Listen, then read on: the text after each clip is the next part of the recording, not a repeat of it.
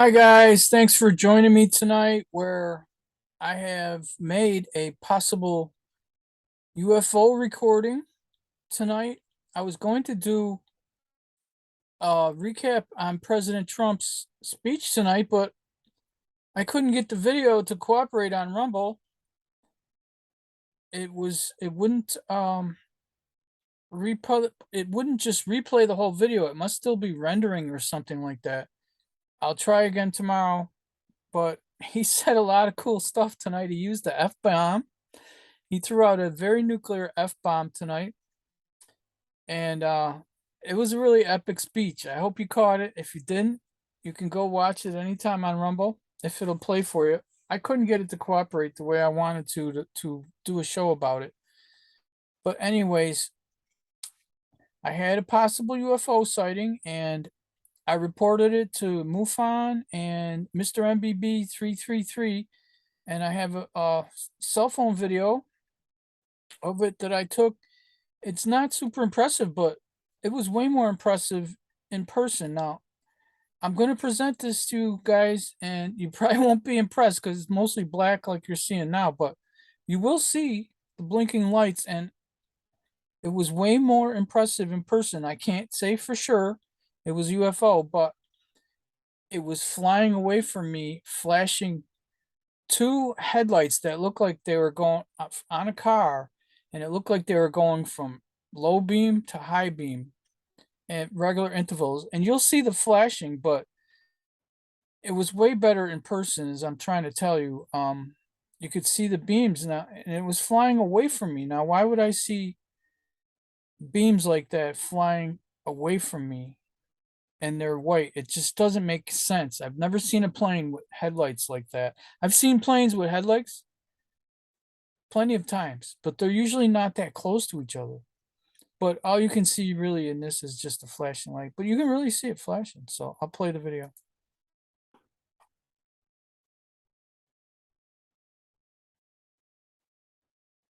Sorry about how black it is, but you can see it flashing. There it is.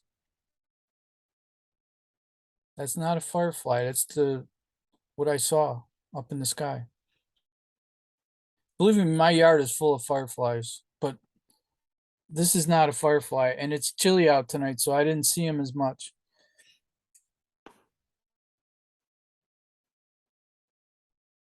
There it is. You can see it flashing. I'm eating a piece of candy. I couldn't talk right. I was eating a piece of candy. I have it on the highest zoom possible.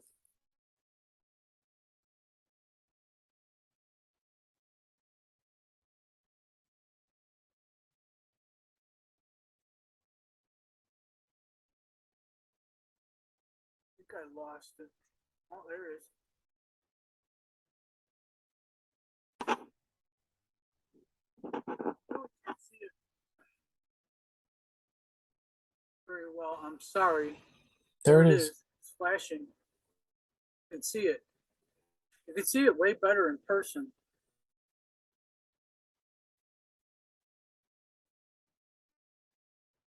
When I first saw it, it was pretty incredible.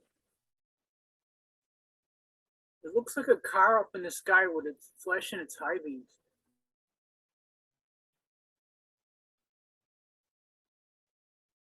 I think it disappeared. Oh, there it is again. I don't know if you can see it or not.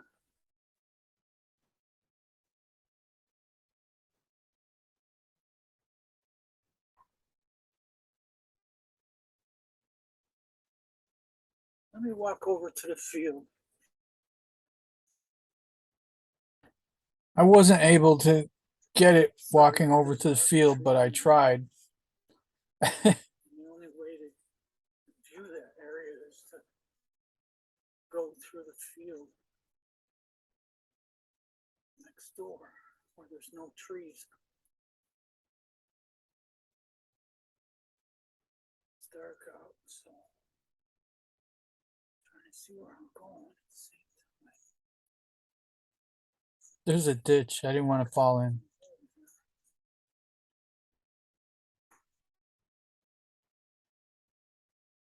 Oh, no, going? I don't see it at all.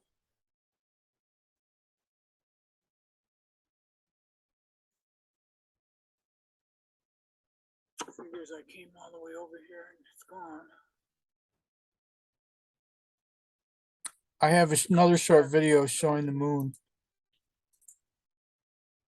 Okay, let's see. This is a video of the moon. This was behind me as I filmed the UFO.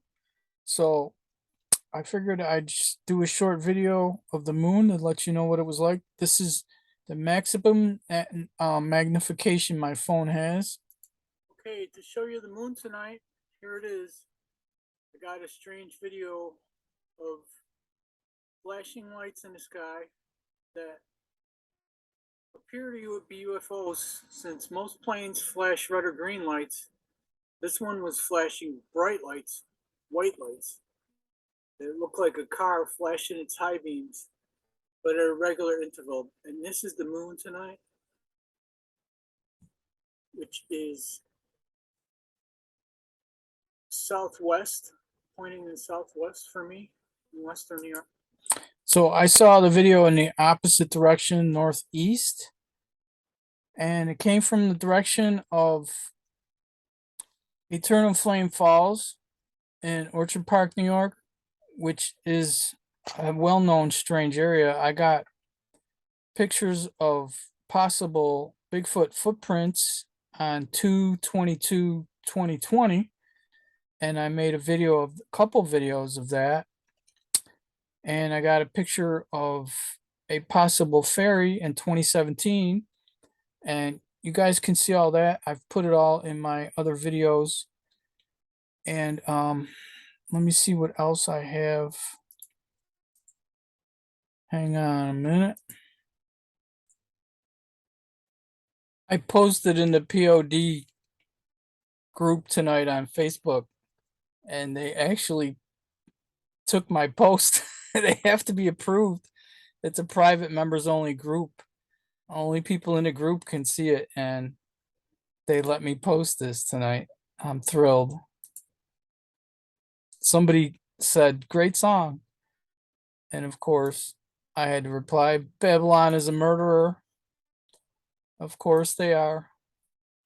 Everyone knows it now. Well, almost everyone. I'm going to throw this in here because it's just a short point that I wanted to make. It's about the Georgia Guidestones.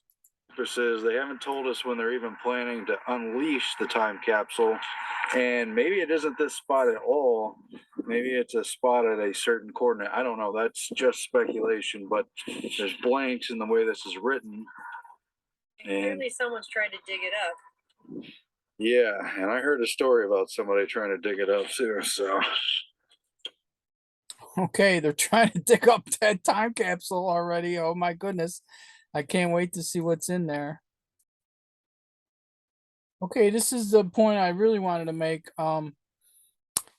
That R.C. Christian was a pseudonym. A lot of people have mentioned, and I believe rightly so, that that's a nod to the Rosicrucians or the Rosy Cross Christian, but also they put a pseudonym.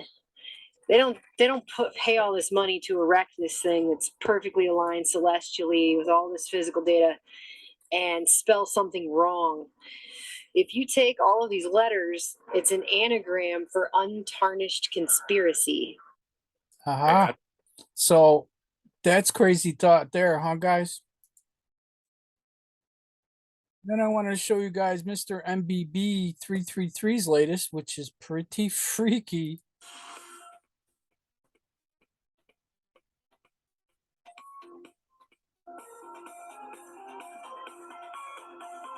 Hey, what's going on, guys? Hope everybody's doing well and having a great day. In this video, we're going to Laurinburg, North Carolina. I've received some exceptional video footage by Wendy out of Laurinburg of what started out as typical lightning, looked like a typical thunderstorm moving through the area until she zoomed in a little bit closer. Then the sky got kind of weird. Starting off here at the website, quick look at the Schumann resonance. You can see a little bit of activity in the Schumann. Almost looks like a steady hum that's been going on for the last 72 hours. Hopping over to the Yellowstone supervolcano caldera, looking at the seismographs that monitor the mighty supervolcano. The seismographs that were absent of data yesterday are back up and running today. Yesterday there were 14 seismographs over here that were pretty much blank. You can see a little bit of earthquake activity over here at Parker Peak. Other than that, a little bit of magma intrusion, all quiet for the time being. Coming over here to the Space Weather Prediction Center, looking at the GOES X-ray flux, there's been an increase in solar flare activity in the last 36 hours, and that's because of an increase in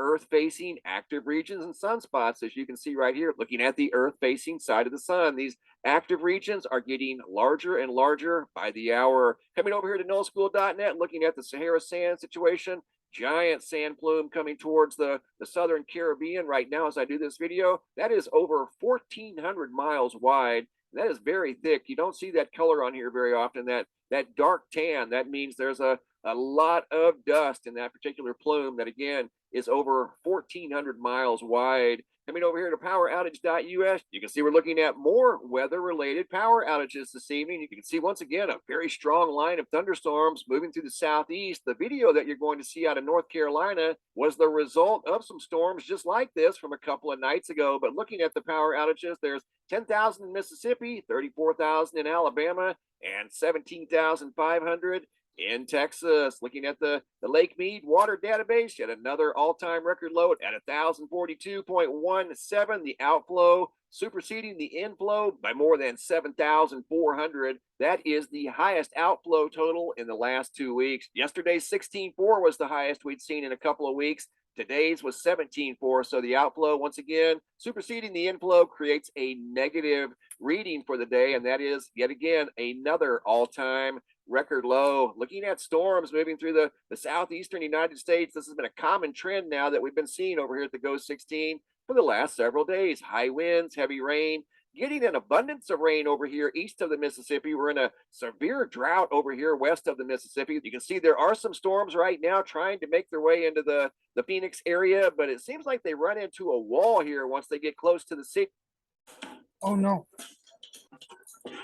Then they kind of feel an eye on the eastern sky right now as I do this video. In fact, the clouds are building, they're standing tall, but we'll wait and see if they deliver any moisture down in here to the valley area. Coming back over here to the homepage of the website, new photo sent in by Cynthia L. out of Marietta, Georgia, of a towering, what looks like an anvil cloud in Georgia that was bright orange. That's the way I received the photo from Cynthia, once again, out of Georgia. I want to take you guys now down to North Carolina. This video footage was taken by Wendy on July 7th of 2022. Obviously in the evening time, it was well after dark. And what you're going to see is what looks like typical lightning. I zoom in here and show you guys. This looks quite normal. Looks like a random thunderstorm moving through the area. This is in North Carolina, and the central part of North Carolina, about 100 miles away from the coast, maybe 120 miles away from the coast. You're seeing various colors, purple and blue, and now things get kind of weird. You're going to see a couple of bright blue flashes there.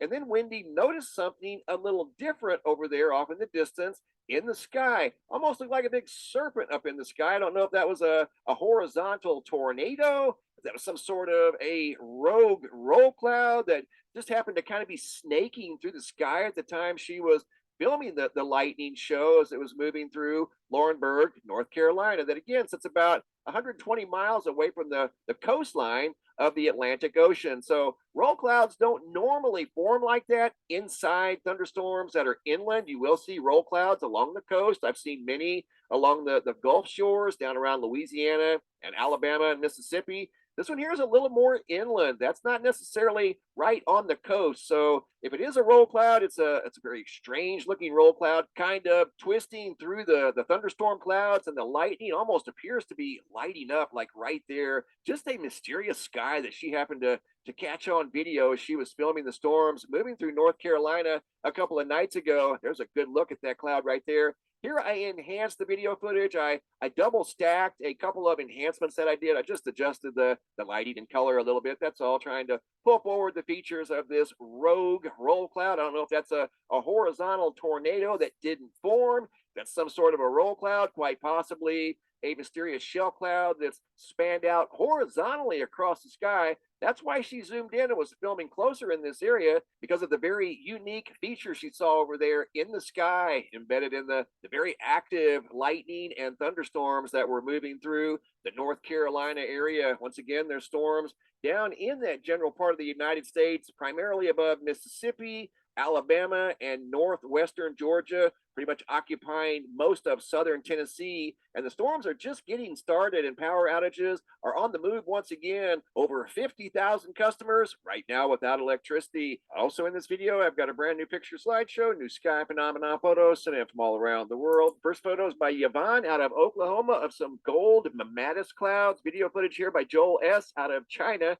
going back to May of 2022, of the bright red sky that's more than likely due from a sandstorm of the recent sand plumes that have been circumnavigating the northern hemisphere. Photo here by Daryl S., not sure of the location of what looks like a double-decker shelf cloud. Lance T. out of Adelaide, Australia.